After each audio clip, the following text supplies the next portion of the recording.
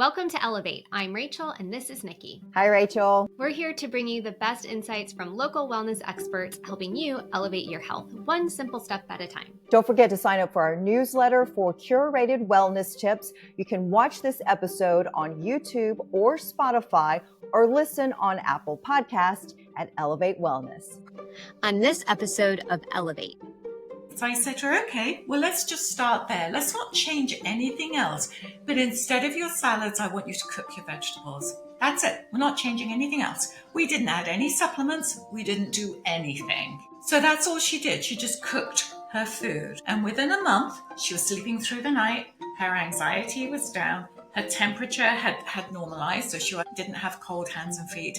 And she just had so much more energy. So sometimes the littlest changes have the biggest results. In this episode of Elevate, we welcome Kerry Harling, founder of the Holistic Highway and a globally recognized leader in integrative medicine and the ancient science of health known as Ayurveda.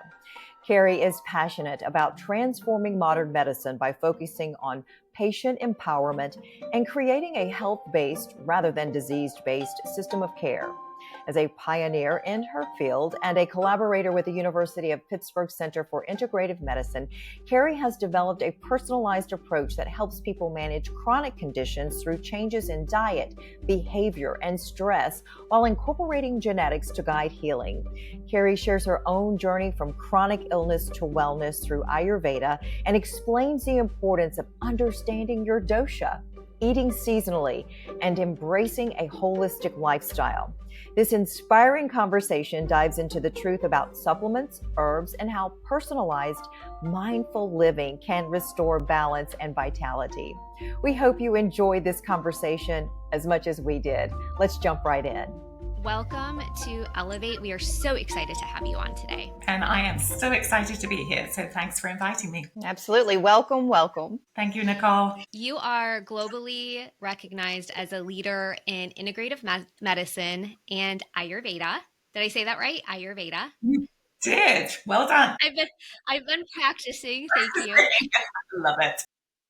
I think of it as a blend between ancient wisdom and modern science. I would love to start with your story and what inspired you to pursue this with Ayurvedic medicine. Yes, and we all have our own stories too. And I actually spent most of my life being chronically sick and fatigued.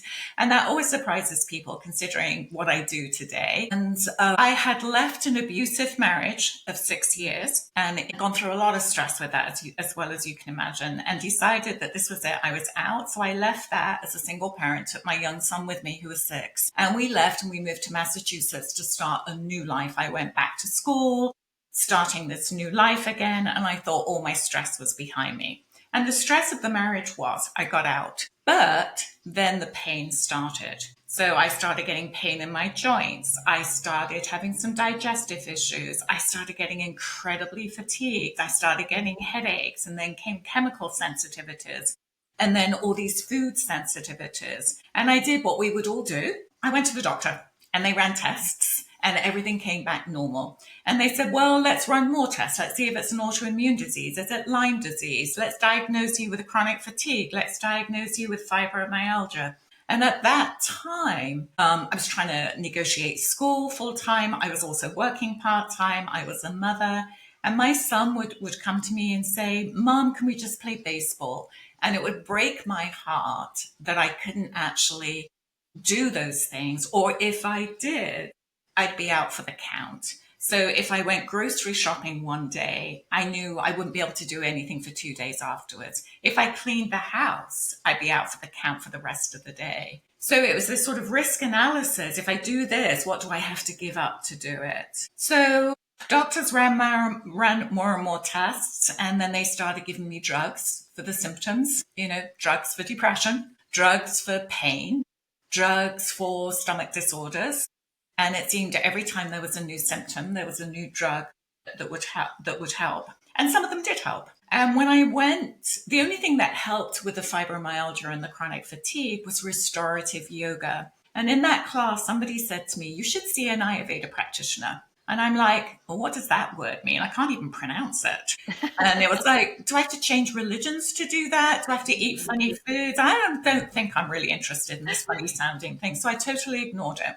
Well, time went on and I wasn't getting better. In fact, I was getting worse. I had such sensitivities. I couldn't even go to the grocery store anymore. I couldn't even go in a car because all the diesel fumes from the road would affect me. Simple things that you don't even think about. The plastics in a grocery store would knock me out and I'd have brain fog. And I was getting desperate. So I did everything that I thought I could do. I went on a keto diet. I went on a mono diet. I went on a water fast. I went on a high protein diet. I mean, everything I could think of, including every self-help book out there, I tried. I tried chanting, moon chanting, sun gazing, gratitude journals. I mean, literally everything I thought might help. And then eventually I got introduced to an MD who was also an alternative practitioner. And he said, you know what, Kerry, let's do a heavy metals toxicity test. So he did. And I was off the roof as far as mercury was concerned.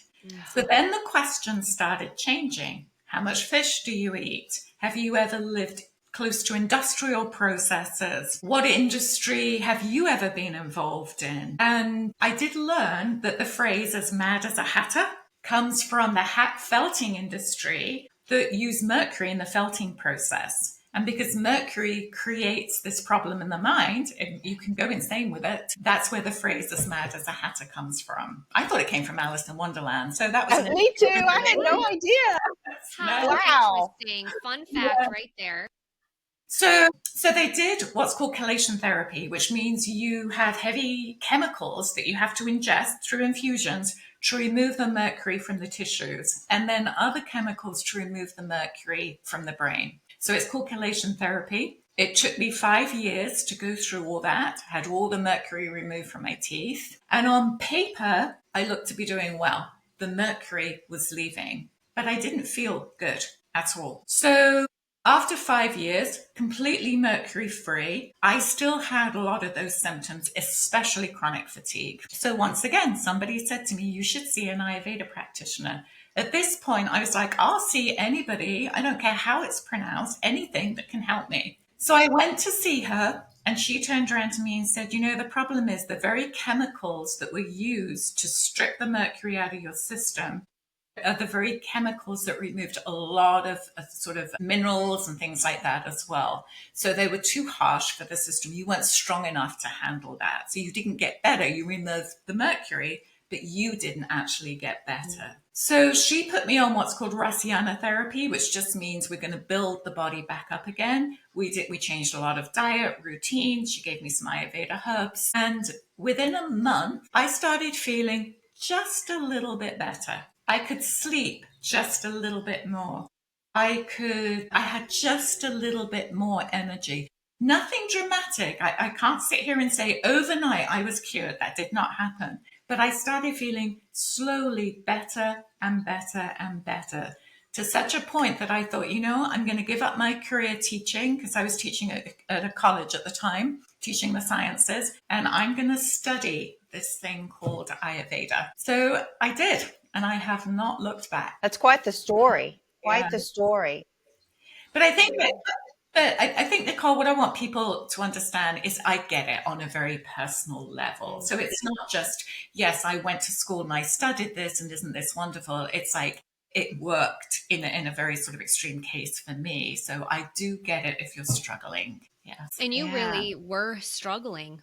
I mean, Yes. to have to make a sacrifice of, I play with my son today and then be out for 2 days or grocery shop and to take all your energy. I mean, to hear your testimonial is incredibly powerful, to know that you've been through that extent of health issues and now you're on the flip side of that. That is incredible. And I look forward to just hearing more about how Ayurveda really changed your life and how it works. And what exactly is it for our audience? Explain exactly what it is. Yes. Ayurveda is just a Sanskrit term, and it means the science of life or the science of longevity. So here's that blueprint for how to live the rest of your life with health and vitality. And it does it on a very personalized way, Nicole. So much like you have a genetic blueprint and nobody else has your genetic blueprint. 5,000 years ago, Ayurveda said you have your own metabolic blueprint. Didn't have the language of genetics, but it did know that you could change health outcomes based on diet and lifestyle. Today, the field of epigenetics, which is my area of research, says we can change our genes or the expression of our genes according to diet and lifestyle.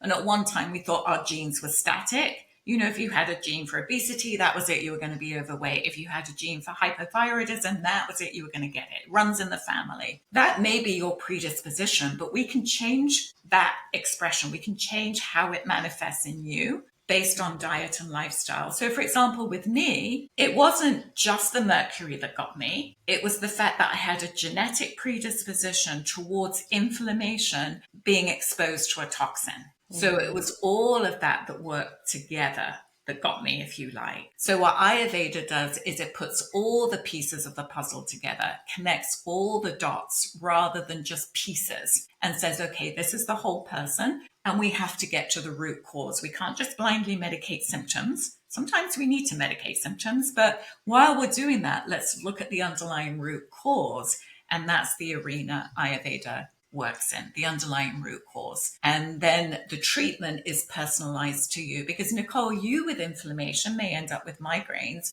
Me with inflammation may end up with IBS. Somebody else with inflammation may end up with an autoimmune disease. So just because we all have inflammation doesn't mean we should be treated the same way with a steroid, because it's different for each one of us. So it has to be highly personalized. It's precision medicine is what Ayurveda is.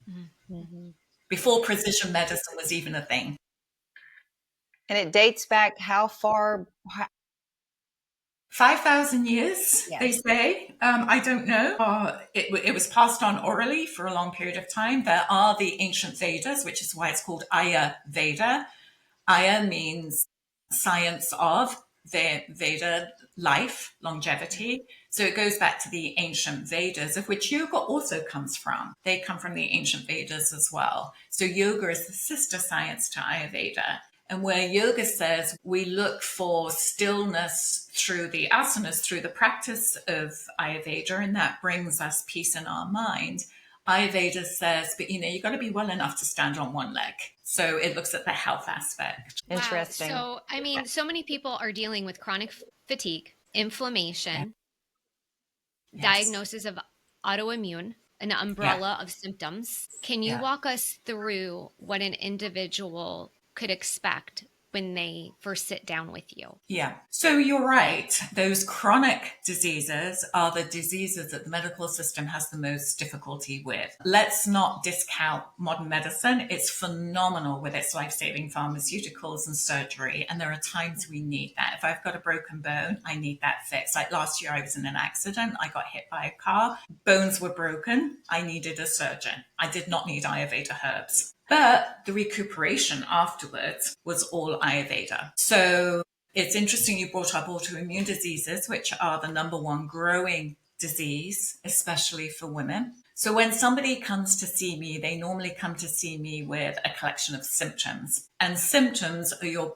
body's way, it's the only language your body has to tell you that something's wrong. So somebody may come to me with fatigue, or they may come to me with insomnia. And it's interesting that 48% of Americans cannot sleep.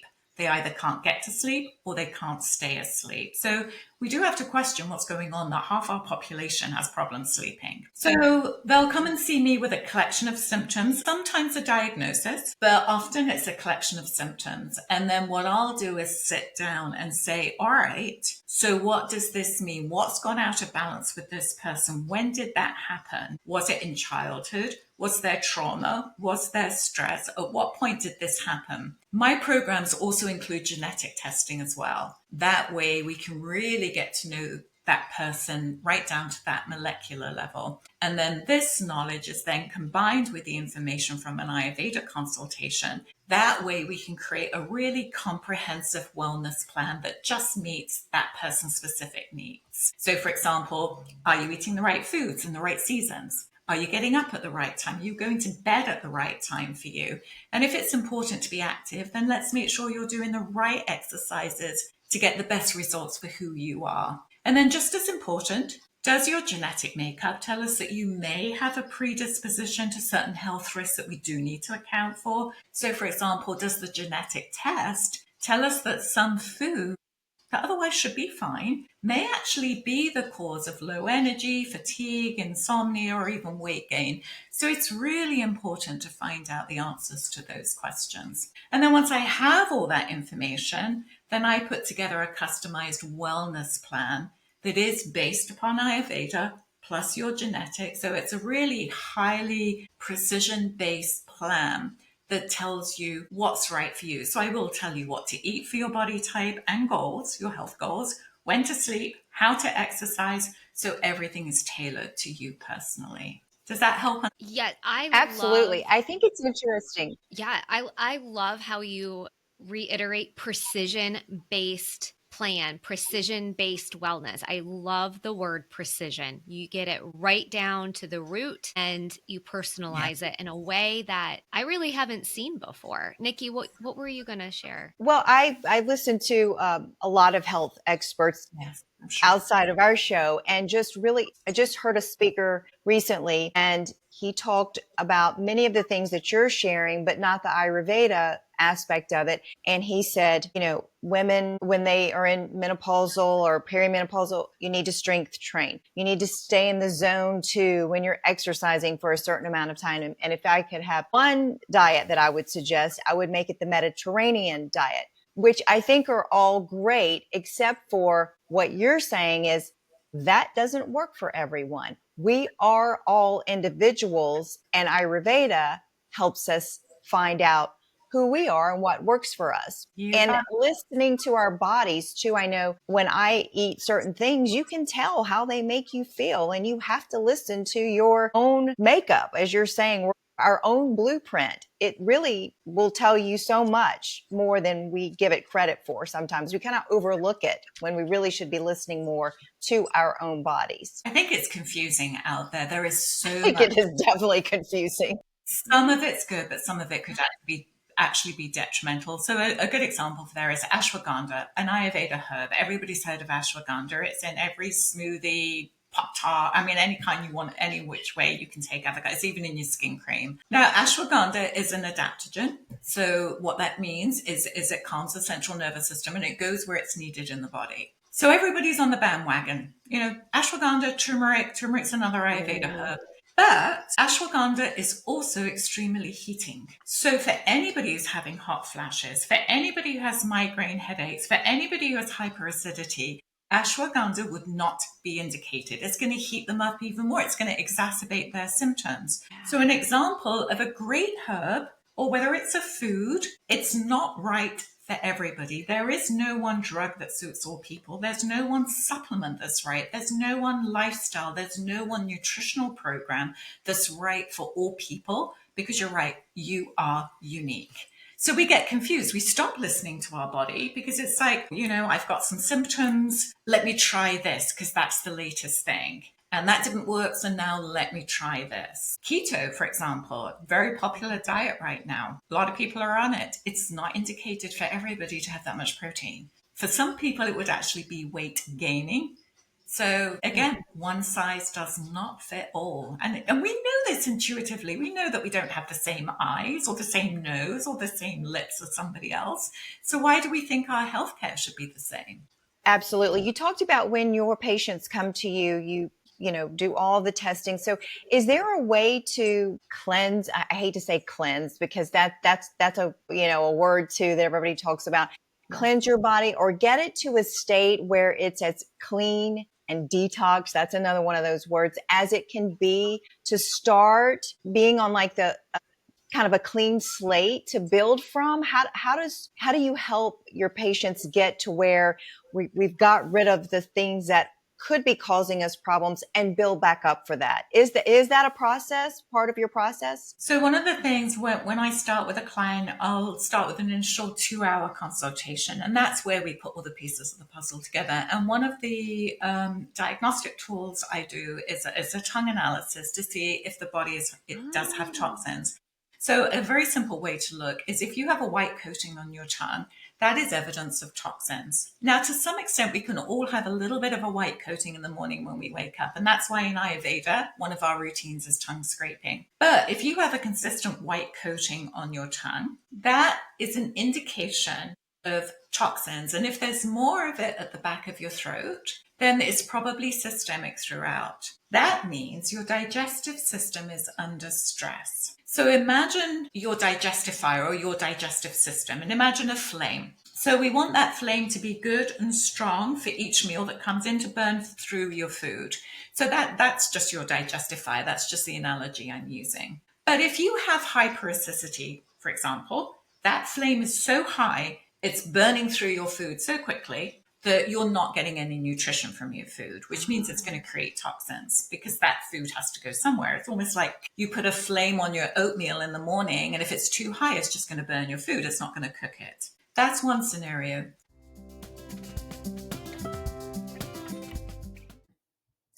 Let's give a big thank you to one of our amazing Elevate sponsors, Brain Performance Training, led by local wellness expert Laurie Sampolo. After more than 20 years as a registered nurse, Laurie witnessed how addiction, anxiety, and PTSD impact families, including her own. That experience inspired her to offer neurotherapy as a holistic, science-backed way to help people take control of their mental health. At Brain Performance Training, the mission is simple: break the stigma and encourage everyone to seek the support they deserve. Healing begins when we reach out, and Laurie is here to guide that journey. Mention Elevate and receive 10% off a treatment package, including before and after EEG and 15 sessions. Contact Brain Performance Training at gmail.com or call 843-655-3325 to learn more. Another scenario is your digestive fire or your metabolism, in Western terms, could be so low because that flame has been turned down through stress. Maybe you're on drugs that actually reduce acidity in your body and you actually need it to burn through your food.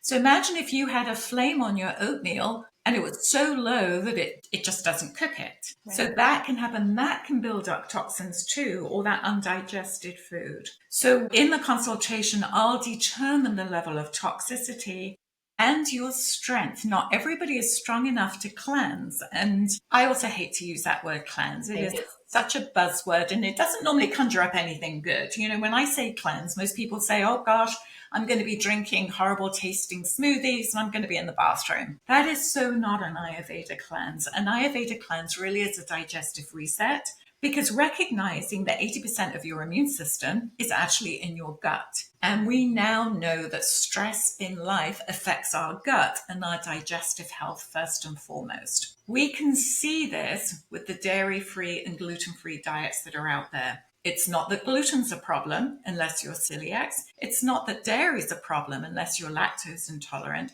It's that we no longer can digest these more difficult to digest foods. So many clients come to me and say, I can't do gluten. I'm gluten-free. Now I can't do soy. Eggs give me problem. Milk gives me problem. And they start reducing their intake. And it's not because those foods are the problem. It's the digestive system is too weak. So initially you feel better because you've removed those foods, but we still haven't solved the underlying root problem. So now what happens is now you become sensitive to something else. and then sensitive to something else. And by the time a client comes to see me, often their world of digestion is very, very small. So we have to look at the strength. Are you strong enough to be able to do a digestive reset? For example, me, after my toxicity, I was not strong enough to do a cleanse straight away. They had to rebuild my digestive system so it's functioning really well, and then reset that digestion so that I could detoxify really well. So does that answer your question? It depends on the person. But an Ayurveda cleanse, we traditionally do twice a year, once in spring to lighten and brighten up after the heaviness of winter. The other time we'll cleanse is in the fall, and that's to build our immunity for the upcoming winter, or if there's evidence of toxins, then we'll also cleanse. Wintertime is not a time to cleanse for all those people who think that's the best time to lose weight. And neither is summertime. We don't cleanse in the summer, spring and fall, unless there's a really good reason to. So in fact, that's why I wrote my book, The 25-Day Ayurveda Cleanse, was to sort of try and demystify some of what all this cleansing means to a lot of people and do it in a really healthy way that you don't pull down your body. What a lot of Western or a lot of cleanses do is they remove foods. You're severely restricted. You initially feel good because you're in a catabolic state. So, yep, you're revved up, you feel great, but you can't stay in that state. And that's where most cleanses stop. Whereas in Ayurveda, we rejuvenate the body afterwards. And that's why you feel so good at the end of an Ayurveda cleanse. Sounds Kerry, fantastic, personally. it does. I mean, it speaks to me personally because I It have does. recently been told that, I mean, I take the supplements, I eat as healthy as I can. My husband, he's like, I don't know what else you can do. It gets to a very frustrating place, but I've been told that my body's not even using the nutrients or the food Yeah. for nutrients that I'm eating. And I'm like, well, what do I do with that?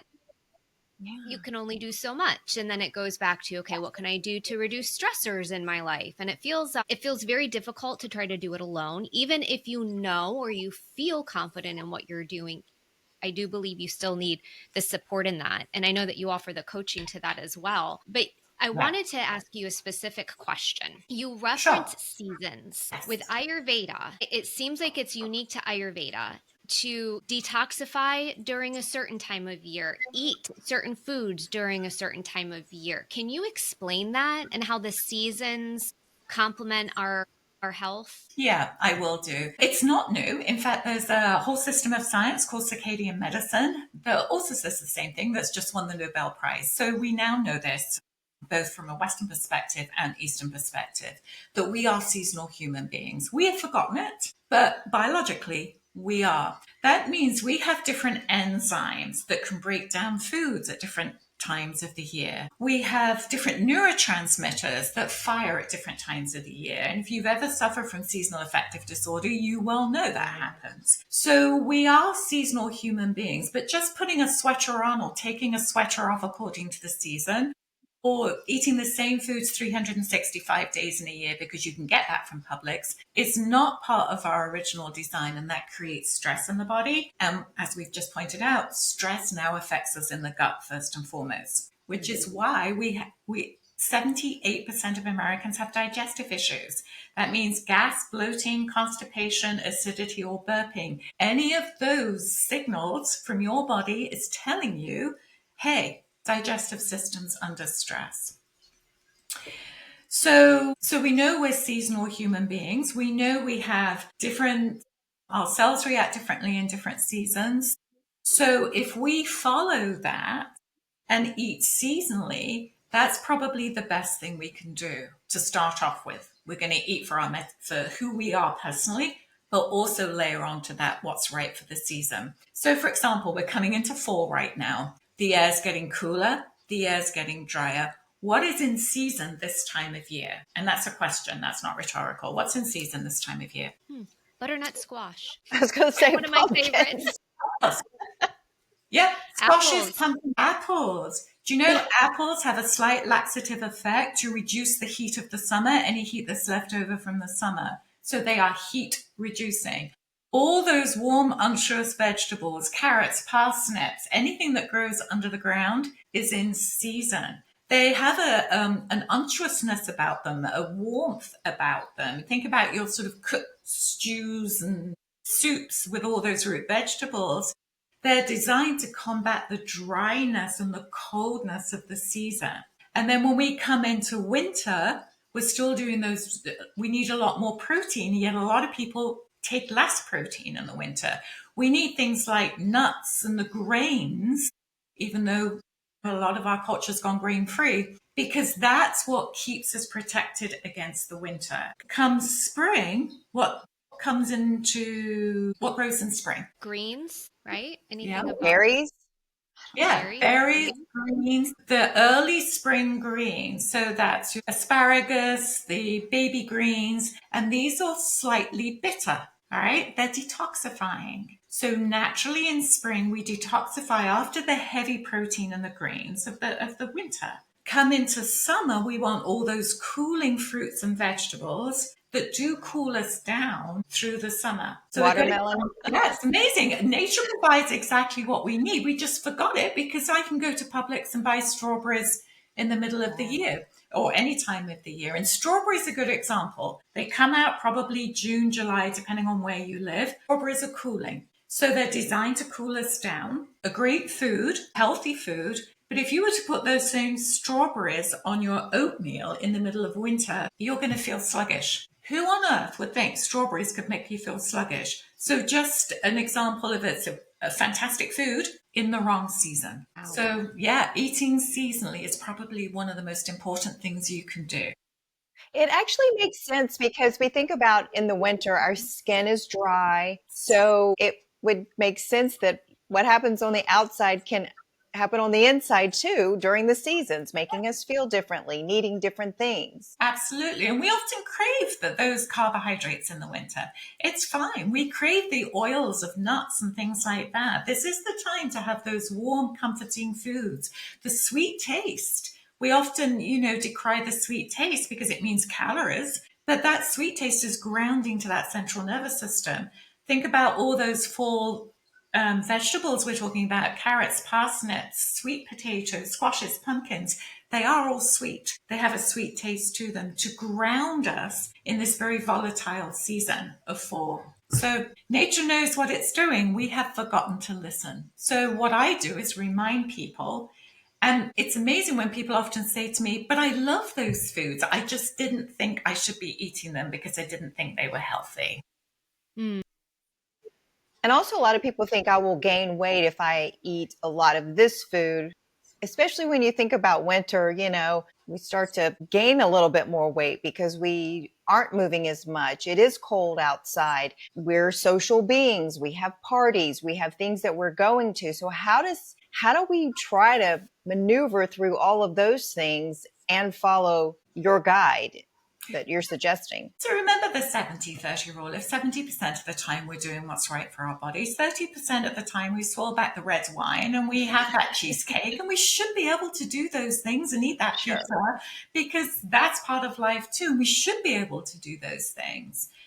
The fact that we can't, the fact that we're so strict, it just sort of breaks my heart a little bit that somebody puts himself on that sort of a strict diet. I don't mind what weight I put on in the winter, and it rarely fluctuates more than 5 or 10 pounds. And it should fluctuate 5 to 10 pounds. So in the winter, I will put on a little bit more weight because I'm eating heavier foods. And you're right, perhaps I'm not moving as much. But come spring, I'm going to do a cleanse, and those detoxifying foods are going to take it right off again. So it's okay. But I need that to keep me warm and to keep my mind happy too in the winter, because without enough fats and oils, our anxiety is going to increase. That means insomnia goes up. So, it's all interrelated. So by grounding that central nervous system in the fall means that you're going to have better sleep. That means better weight because sleep is indicated with weight. That means better immune system. All the things are indicated with a good night's sleep, which you don't often have if you're not eating enough grains in wintertime. I love that. It's encouragement to love your body the way that it's designed to work. I don't think I've heard anybody say that, you should gain 5 pounds during the winter, eating the healthy fats and the oils, the seeds, and the warming foods, knowing that Perhaps it's going to decrease anxiety, improve sleep, and set you up for success in spring when you do the cleansing, the Yeah. detox, that sort of thing. I appreciate that perspective. I had a question about doshas. Yes. How Yes. does that contribute to this? Is that part of the seasonal changes and health as well? Where does that come into play? What is a Yeah. dosha and exactly how do we use that for our health? Your dosha is your metabolic type, much like your genetic blueprint. So Ayurveda says that we are each unique. We need different things to be healthy. We've already established that. But what makes you unique? In Western terms, we say your genetic blueprint. In Ayurveda terms, we say your dosha. It just means what makes you uniquely you. There are 3 major doshas, 6 sub-doshas. We're a combination of different doshas. And I don't want people to get confused by the terminology here. Dosha just means type. What's your balance? What's your type? So, for example, my doshas are Vata Pitta. I can be incredibly creative. I can think outside the box. I can be very intense. I can be a workaholic. Some of the negative aspects, I can get gas and bloating. I can get a little squirrely in my mind where it's the latest shiny object is the nicest thing. So I know this about me. So I do different grounding practices or different practices to keep my doshas in balance. And part of that is seasonal routines that we've talked about. Part of that is daily routines as well. It's very important for me to move first thing in the morning. That is my time to exercise. If I leave it until later on in the day because I've got busy, A, it probably won't happen. But B, I feel behind the 8 ball. It's important for me to get up early in the morning. My dosha needs to do that. If I sleep until 9, I'm going to be behind the 8 ball for the rest of the day. My biggest meal of the day should be lunchtime. That suits my digestive system. If I have my biggest meal of the day in the evening, which culturally is what we do, I'm going to gain weight. So my dosha tells me that. So it's just your metabolic type, your personal type. And How then do you determine it though? Do you take a test? Do you run through a series of questions? How does yeah. that work? So there are different ways you can do it. I do have a dosha quiz, so you can take that from my website. But let's be clear here, quizzes are limiting. Any quiz is, and in 2 different ways. First off, a quiz is a snapshot in time. It's a small period of history. It can only spit back the information you put in. So it's totally dependent upon what your input into that quiz. The second limitation to any quiz or assessment is it is self-reporting. So you're putting down who you think you are. You know what? That's not necessarily who you are. That's probably But they do give some valuable information. And the valuable information is who are you at the time you take the quiz? And that's great for a lot of people. That's a starting point. But then that's where when I'll turn around to somebody and say, come talk to me. All right. Let's determine that through observation. If I've got you in person, we'll do a pulse analysis and let's determine your dosha, who you are, your true dosha, plus the imbalance that might be playing up right now. So those 2 things are really important. Your true dosha that may have gone out of balance and what your dosha is today. And your dosha today is often the imbalance that's showing up. suspect that you need your patients to be really vulnerable with you and really share what is truly going on in their lives and with their health in order for you to truly optimize their health, to give them the best guidance, practices. Because when you said what I think I am, you're right. Because I may think I'm doing this, or I don't really want to truly tell you I have challenges that are probably troublesome to me. But if I can do that, I'm going to have better results, right? Is that what you're saying when it comes to the dosha and the Ayurveda and bringing us together to optimize our health? We have to truly be honest with what's going on, with how we feel and the things in our lives, because we know stress and past traumas and all of that do play into our health and well-being. We do. You're absolutely right. The more honest you are, the better I'm able to help because I can see then, because I can see through your eyes. People are not always honest. And it's not because they're being dishonest. It's because Right. the symptom has become part of their new normal. So for example, if you're not sleeping well, as we've just said, 50% of Americans are not sleeping. but we've normalized it. It's like, yeah, it's okay. I take melatonin for it. So thus it's okay. Or, if somebody has anxiety, well, I take something for it. So we've minimized it. Or I have high blood pressure, so I take something for it. So I no longer have it. There's a sense I no longer have it because it's being managed. My job is to say, but if you were to take away that melatonin, or if we were to take away your blood pressure medication, you would still have this imbalance, this problem. My job then, and we work together as a team, you're as honest as you can be, but I'm also smart in knowing that based upon your dosha, are you telling me everything? Are you normalizing it? Are you telling me a little bit? But I know there's a lot more under the surface that over time, as we work together, you'll tell me more. So I have a pretty good sense. I've been doing this for 15 years now of who that person is. So I think it's a little bit of a dance between the client or the patient and the practitioner as well. So as much as I have to trust you to be open, you have to trust me to ask the right questions so I can get there, so I can help you the best way possible. That's good. Kerry, what I love about all of this is that we can come to you and seemingly you can share with us the best time for us to wake up, the best time for us to start our sleep routine, the best time to eat our largest meal, what our meals should look like, all precision based for us as an individual without going on restrictive diets or taking yet another supplement, perhaps, that is screaming for our attention and everybody is talking about, and giving us the authority in our own health and confidence to say, this is me as a unique individual. This is what I know works. And it probably feels good to be on this lifestyle medicine, as I would put it,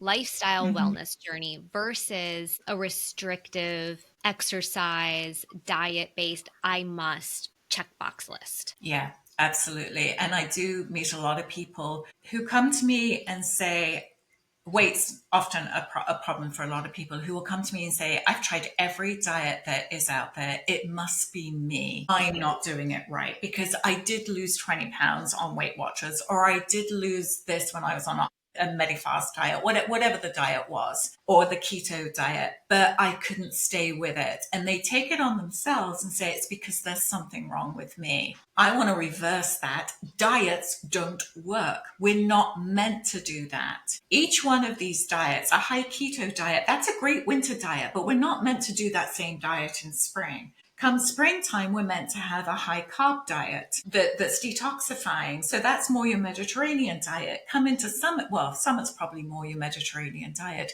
So each of the diets that are out there are perhaps right for a short period of time. There is no one thing that's right all year round. But it's hard when somebody says, but it's on me. I don't have the willpower. I don't have the discipline to do it. So no, nobody has the discipline to do it. I couldn't do a diet for any length of time either. It's not meant to be that way. And I've forgotten the question you asked me, Rachel. No, that was perfect. That was beautifully shared. Do you have a specific testimonial of a client of yours that you would like to share? I do one, which is very, very simple, because I think that came back to what you were asking me. Is it complicated? Is it difficult? No, it's very simple. So I had a client who just started with me and she was telling me what was wrong. And she presented as very slender, very thin. She was cold hands and feet all the time. She had high anxiety. She would wake up about 3 o'clock in the morning, not being able to sleep. Not every morning, but a lot of mornings. And she had a lot of gas and bloating. And she goes to me, I don't know what I'm doing wrong. I'm actually doing everything right. I have 2 salads a day. So this was the middle of winter. Remember, we've just talked about seasonal eating. So I said to her, okay, well, let's just start there. Let's not change anything else. But instead of your salads, I want you to cook your vegetables. That's it. We're not changing anything else. We didn't add any supplements. We didn't do anything. So that's all she did. She just cooked her food. And within a month, she was sleeping through the night. Her anxiety was down. Her temperature had normalized. So she didn't have cold hands and feet. And she just had so much more energy. So sometimes the littlest changes have the biggest results. And sometimes it can be as simple as that. It can be just a shift, just an adjustment. Maybe you're having the wrong kind of breakfast. Yes, you're going to have breakfast, but maybe you need to have oatmeal. Maybe somebody else needs to have a piece of fruit because that's more than enough. So it's just those little shifts that actually make the biggest difference. We're so grateful for our local wellness expert and sponsor, Kerry from the Holistic Highway, a globally recognized leader in integrative medicine and Ayurveda. Kerry is transforming modern health by focusing on you, not just your symptoms. Through her personalized system that blends nutrition, lifestyle, and genetics, she's helping clients find lasting balance and vitality.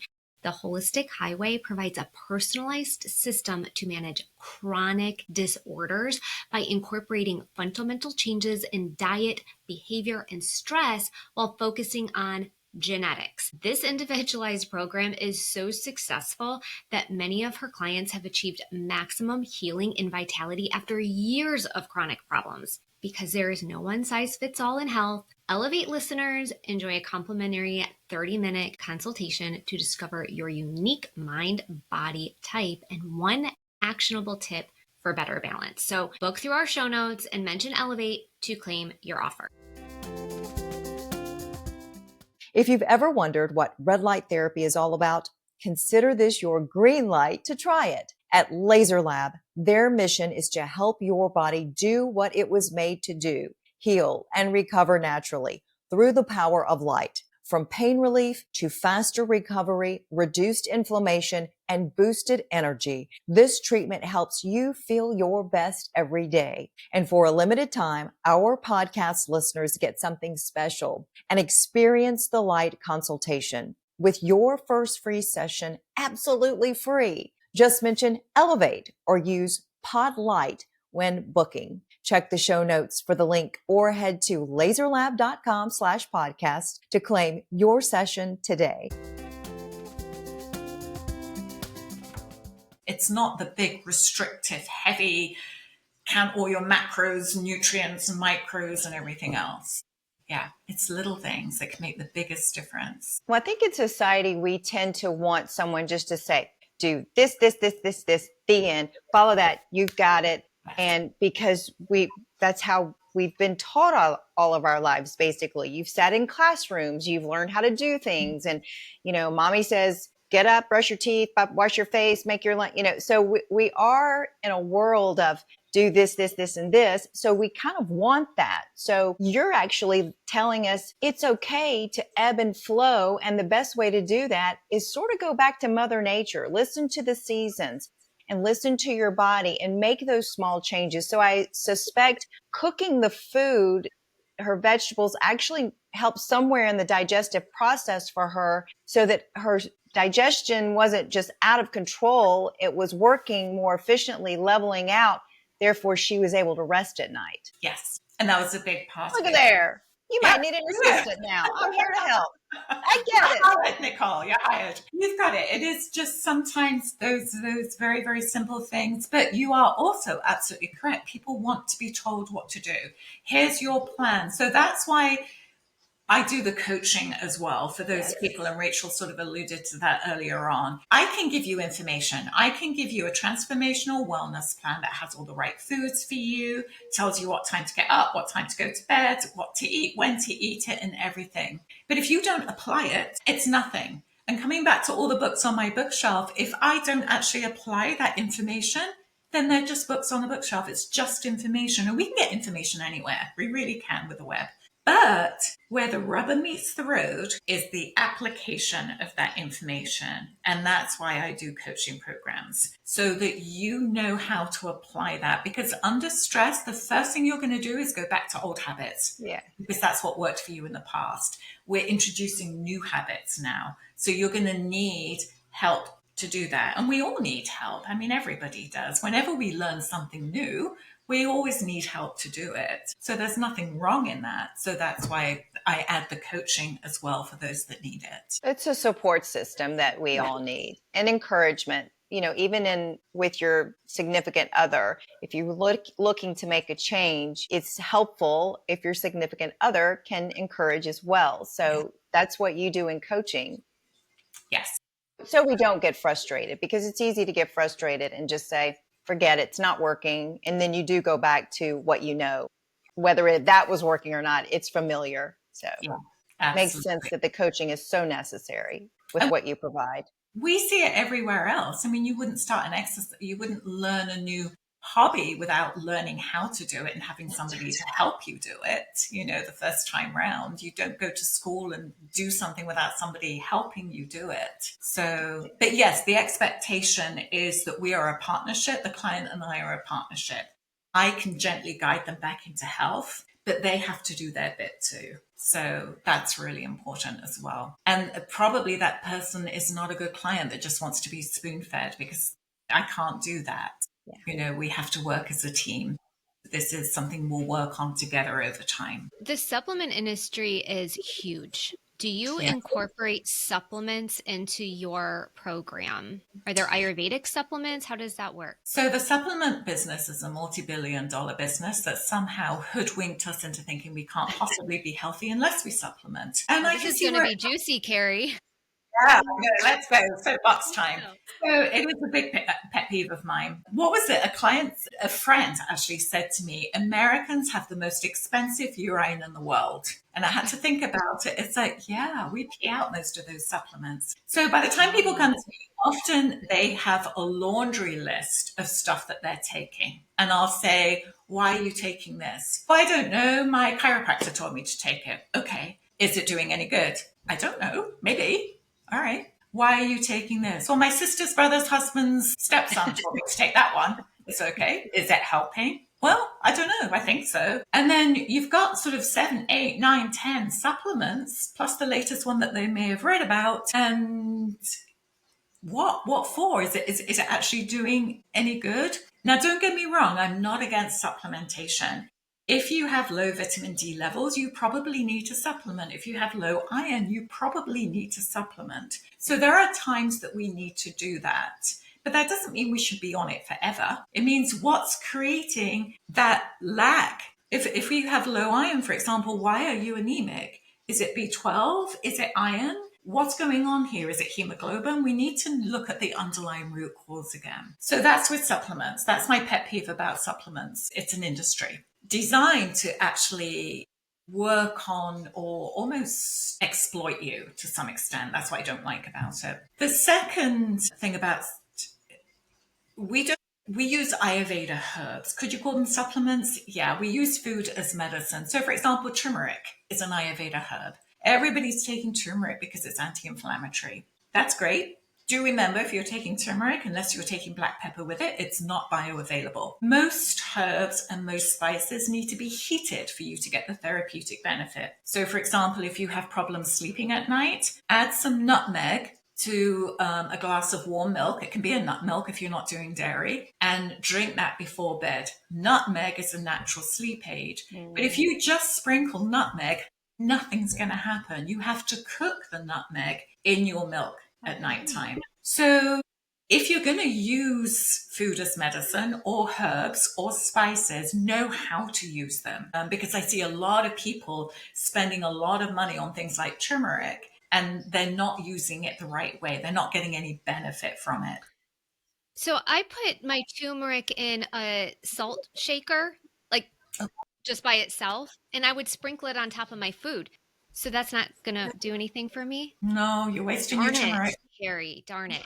Add some black pepper to it and heat it with your food. And yes, you'll get the benefits of the anti-inflammatory aspect of it. Golden nuggets. Yes. I love it. So we need to see Carrie to know how to properly use our herbs. Yes, We 100%. do use herbs. So there are 3 pillars of Ayurveda. There's diet, nutrition, which is really important, obviously. Lifestyle, which is really important. That's your circadian medicine. And herbs. We do use food as medicine. So some of those herbs you may not have come across, like maybe ashwagandha or shatavari, which is a really nice one for women. But we use them in the right place and never ever use herbs for longer than 3 months.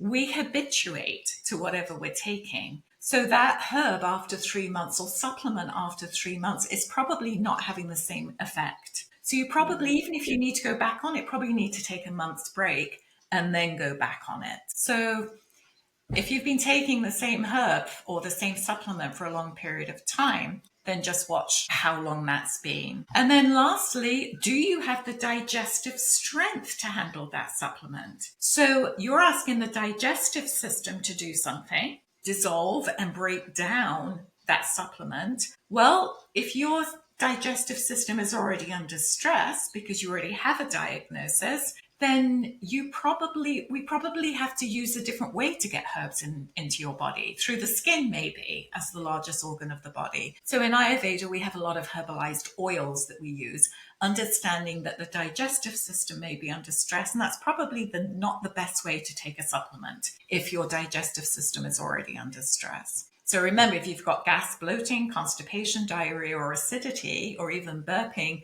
these are signs that your digestive system's under stress. So if you're using supplements, they're probably just going straight through. Yeah. Well, how about that, Nickie? I know, we've just learned so much. We could I'm talk for taking hours notes. with you, Kerry.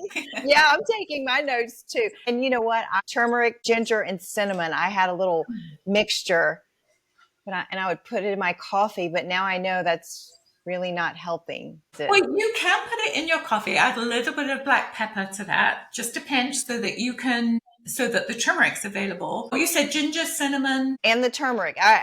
Okay, so add a little bit of black pepper. So you're also making a chai there. That's almost like a chai spice. Yes, you're right. See, I was better than just throwing it in there. I was doing something special.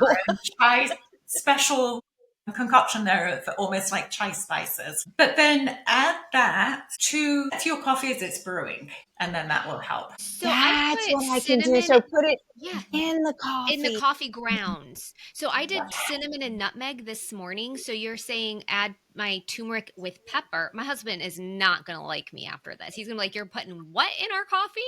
Well, we can try it and see what they say, right? A good tip for anybody who has acidity, sometimes you can have that sort of second cup of coffee and it's like, oh, my stomach doesn't feel good. So if you have acidity with coffee, add a cardamom pod to the coffee itself, not to your cup, but if you're making it in a pot, add cardamom pod and it takes away the acidity.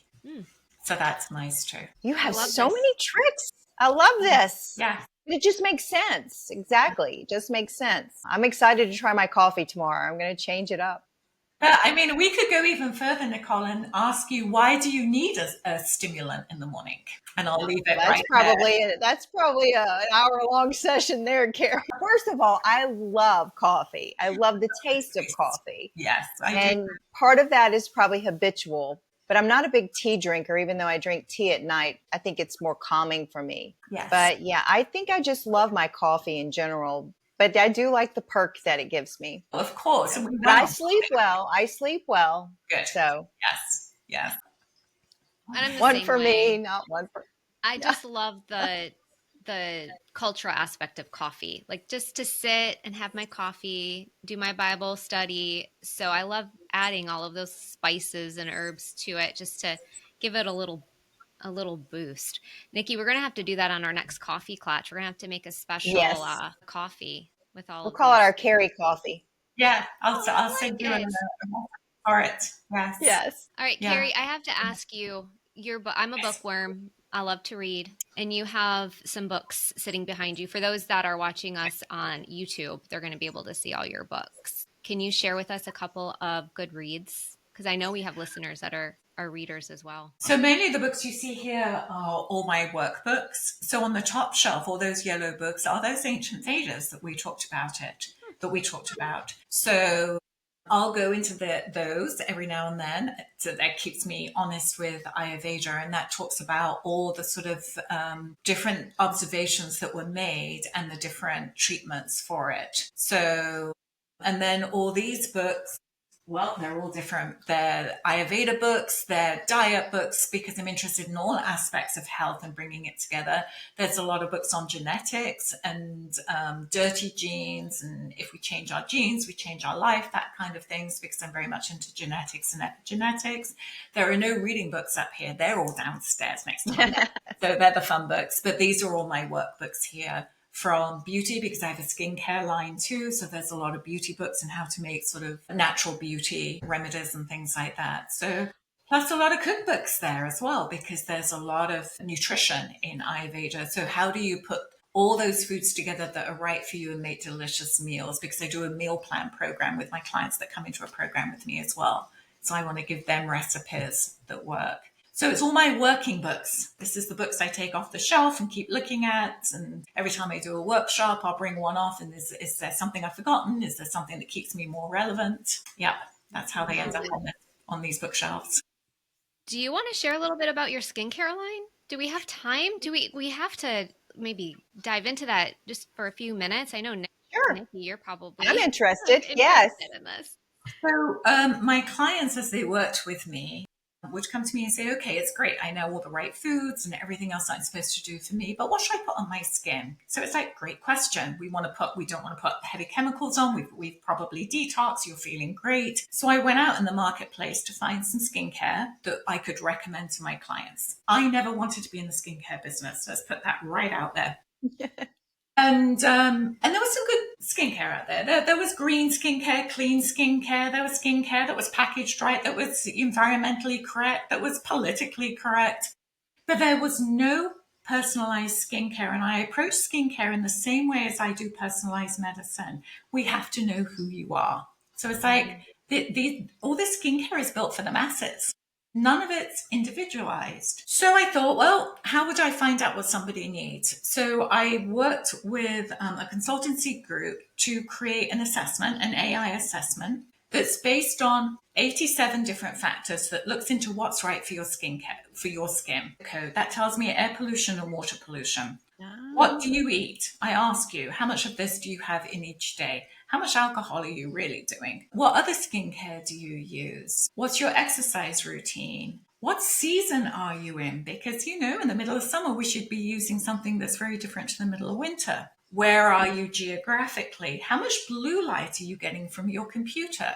How much screen time are you getting? Because the blue light actually creates wrinkles. So all this information is put together, and you can take the assessment on my website. And then that gives you a report. And as you take that assessment, we formulate the right ingredients for you.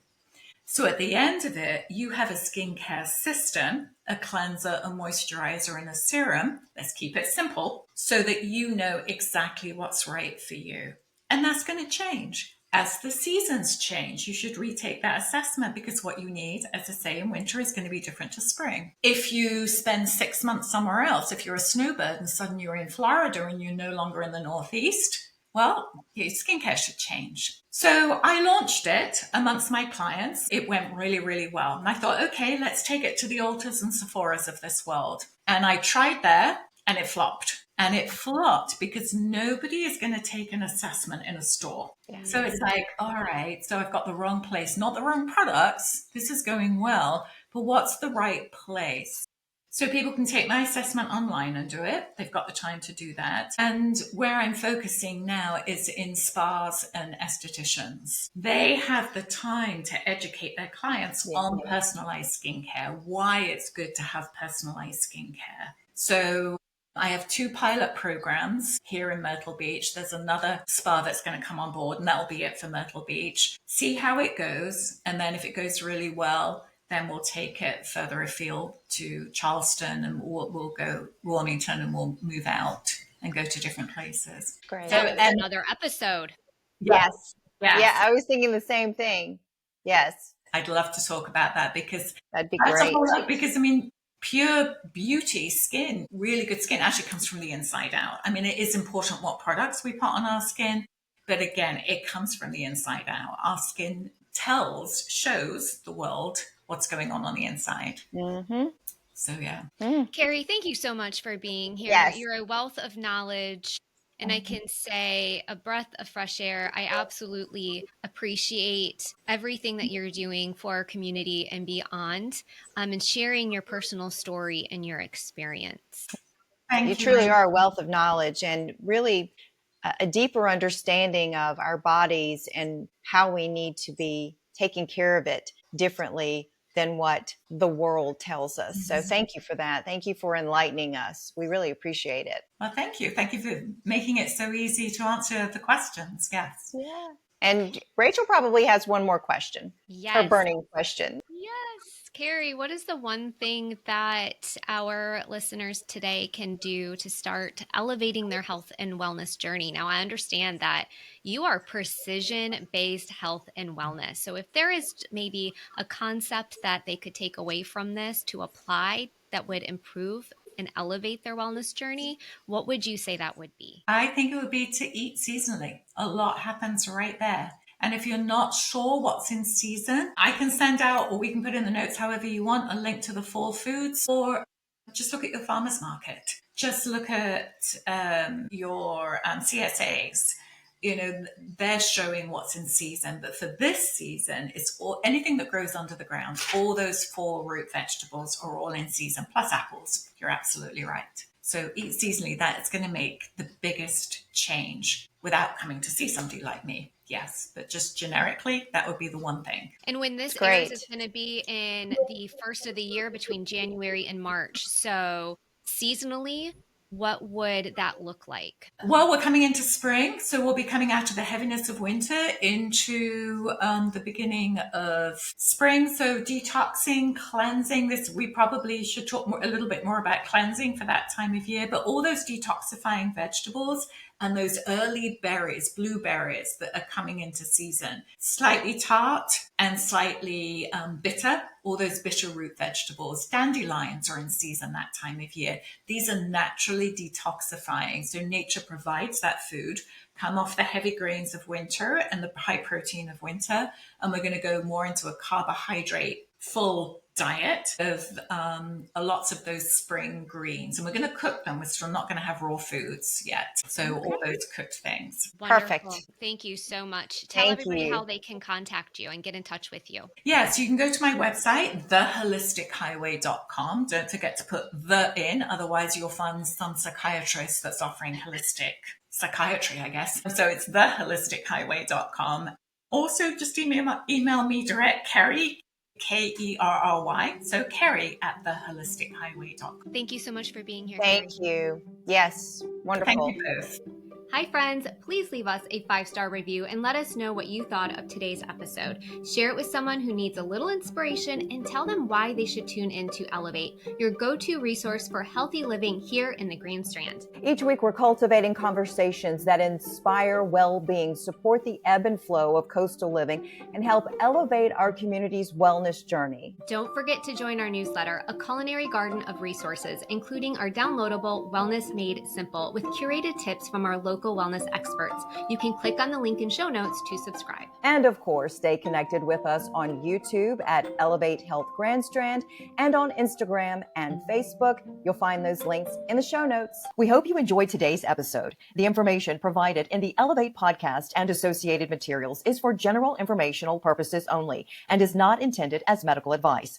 No content should be considered a substitute for professional medical advice, diagnosis, or treatment. Always seek the advice of your physician or other qualified health provider with any questions you may have regarding a medical condition or treatment. Reliance on any information provided by Elevate, its host, guest, or contributors is solely at your own risk. We encourage you to consult with a healthcare professional before making any significant changes to your diet, exercise, or wellness routine. Ultimately, your health and well-being are unique to you, and it's important to make informed decisions based on your individual needs.